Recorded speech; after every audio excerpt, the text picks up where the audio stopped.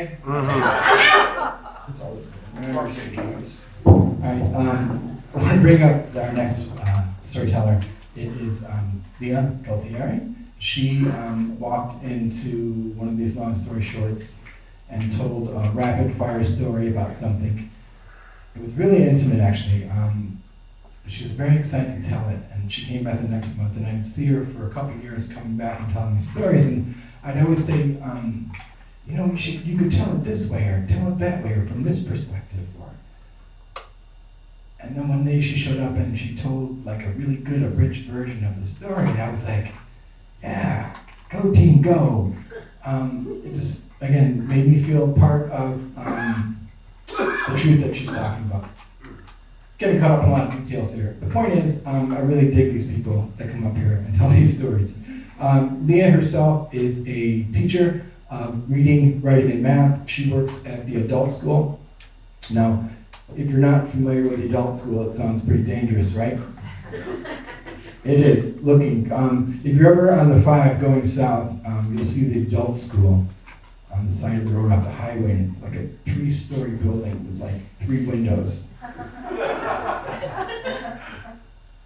And it's like 4 blocks long, and little tiny letters it says adult school. And I took a picture of it. I didn't know Leah worked there. I took a picture of it and I posted it, and I said, what do you think goes on at the adult school? You know, I got the typical like porno movies responses, but a lot of people chimed in and said, well, I learned how to do this through adult school. And I think, Leah, you wrote, I work at the adult school. But I heard all this great, my point is on this with Leah is that she is helping people. This is what I like about Leah. She's also, she's going to tell you more about herself through the story, but I do know that she's also a proud parent of 2 very strong girls. So let's give it up.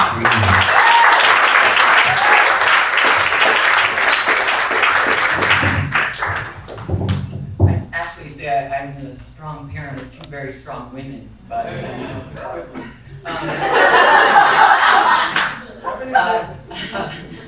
I used to live in Mesa in a sweet little house with 2 kids who played in the yard and a husband who tended the garden. I thought I was happy. I thought it had been enough, and it almost was. But, you know, times were tough. I think it was about 10 years ago. Work was drying up, and we'd missed a couple of mortgage payments, but we were going to get back together, and everything was going to be fine. One day I was at work, and I got a call, and it was from my daughter. Picked up the phone. Hey, Maddie, how's it going? Maddie said, Mom, there were some people. They came up the drive in a van. It was weird. She was home alone, I remember. And she said they put a sign on the door. It said foreclosure. Mom, are we going into foreclosure? I was like, oh, no. We talked to the lawyer. Everything's going to be fine, sweetheart. Don't worry about it. No, I am so sorry you had to be there when they came. Oh, it's okay, sweetie. I'll take care of it when I get home. And I think we talked a little bit more. I don't really remember. It was a little confusing, all of it going on at the same time. So I hung up the phone and I thought to myself, I heard it in her voice. I heard that doubt. I heard that, I don't think Mom knows what she's talking about. You know, and I knew I'd let her down. And that was a blow. I was scared. I really didn't know where we were headed. And I think of my husband, Ed. We'd been married almost 25 years, and he was an artist. He was an exciting guy. He was smart, he was interesting, he was tall, he was beautiful. We used to have incredible conversations about just about anything. And I loved him so much. Truthfully, you know, things were what they were. Anyway, he was an artist.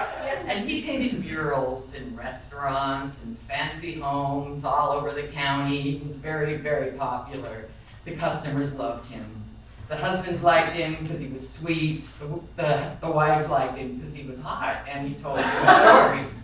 So they'd sit there next to him while he painted Tuscany all over their fucking house, in the kitchen, in the living room, in the toilet, wherever they asked for it. You know, he'd bring it.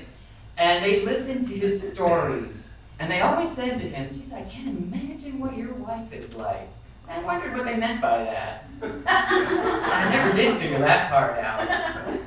But they loved him. They followed him on Facebook. He'd post murals. He'd make short, sweet little comments, and they would just, oh, look at Ed, he's so funny. He was a great guy. So, one day I was at home, a couple months after the foreclosure notice. I'd been calling Chase and trying to work things out with that mortgage. Oh, guys, we didn't mean to miss those payments. Can we send them now? Wasn't gonna happen. Anyway, he was out for the night having a beer with somebody, and I think the kids were in bed. And I was on the internet, wandering around, surfing the internet, I think we used to call it, and happened that his Facebook account was open, right there on the computer in public view. So I'm looking, Facebook, oh, isn't he funny? Oh, look, all the friends, aren't they great? Who is that woman? So there was this woman that kept posting on his Facebook page. Her icon was like a big fucking brown eye. Like, fucking hear this brown-eyed lady. I don't like her. And I said to him at one point, like, who's that? And he's like, oh, nobody, you don't know her. I'm like, okay, yeah, all right, yeah. So the brown-eyed lady, and I'm clicking, I look at her page, no face. I don't know who the fuck she is. So then I'm like, well, let me meander over here to the messages, see what's going on in Ed's life. I'm looking, then I see somebody named Krishna. Krishna? Who the fuck is Krishna? And I click on Krishna, and then there's this hot string of emails about what they've been doing together and what was going on. And I remember seeing one specifically that said, I know where you were last night. And I thought to myself, oh, that's not good. So I picked up the phone, and I called him, and I said, who's Krishna? Where are you? And then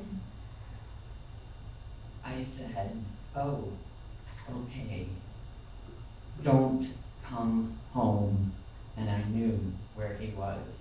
Hung up the phone, I stepped back and I said, how the fuck can this be happening right now? How? The foreclosure and now this. And I stepped back and I was even more frightened. And then things got dark for a while. I think maybe a year or two I meandered along. My one daughter graduated high school. My other daughter, I think, graduated high school. I wasn't there for them the way I should have been. I will always look back at that time and feel like I failed my kids. And we got through it somehow, every day getting up, going to school, going to work. I think we got through it. It got difficult. I made bad decisions. I smoked way too much fucking weed. But I think it was finally when my husband wouldn't stop coming to the house to tend his fucking garden that I decided I'm gonna go into a crisis house. I'm gonna escape this madness. And I fled and I went away. And then a month later, believe it or not, after that, when I returned to the house, I applied for a full-time job and I got it. And I became an associate professor at a job I'd been doing part-time forever. And things began to turn around. I could take care of my kids. I could pay my bills. Things were starting to get a little better and I could breathe. Just a little bit. And then I realized I needed to feed me. I needed to feed myself. And I remember thinking, I know I used to love the ocean. And I was cruising around one day looking at Groupon and there was a sailing class. And I thought, fuck, I'm gonna sail. So I bought that Groupon, I went down there into that classroom with this hot fucking teacher. And there was 20-somethings in there, and me, I had just turned 50. And I'm a bit old for this, I guess, but I'm gonna give it a shot. And the teacher was up there describing the wind and the sails, and tacking, and all this language I didn't understand, but it sounded interesting.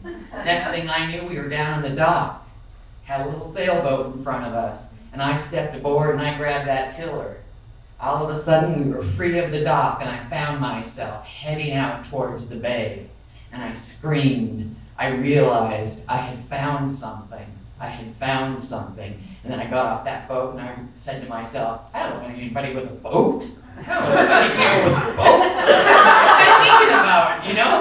How am I going to get back on a boat now? I can't afford another class. So then, back on the internet, I'm looking at Meetup. There is a sailing fucking group. So I joined the Meetup. You know, I'm like, all right, let's give this a go. So I go down there, I get on a guy's ship, and we're sailing, and these people are on the boat, and they're all happy hour talking about God knows what, you know, and I'm sitting there looking at the sails and the water and the front of that fucking boat that's going up and down in the water. The wind's hitting my face, and I'm like, yes, I am alive, I am alive. And all I could do was get back on boats, and I signed up every time I could, and I finally met this sailor named Tony. He was older. He'd been sailing for about 60 years, built his first boat at 14, and he told me tales of the sea. He taught me how the wind dances on the water, and that's where you want to head your boat. He told me how to pull a sail so that it's tight and we're moving as quickly as we can. He also showed me all the free anchorages all the way up to Santa Barbara.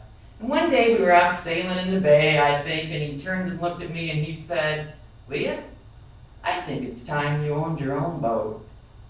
And I sat back and I thought, yeah, I think he's probably right. So back on the internet, Craigslist, I find myself a little sailboat with 2 masts, a mizzen and a main, and I get that boat and I get it on the water and I take off for the ocean. I raise my own sails, I grab my own tiller, and I am free. The ocean has saved me. Thank you.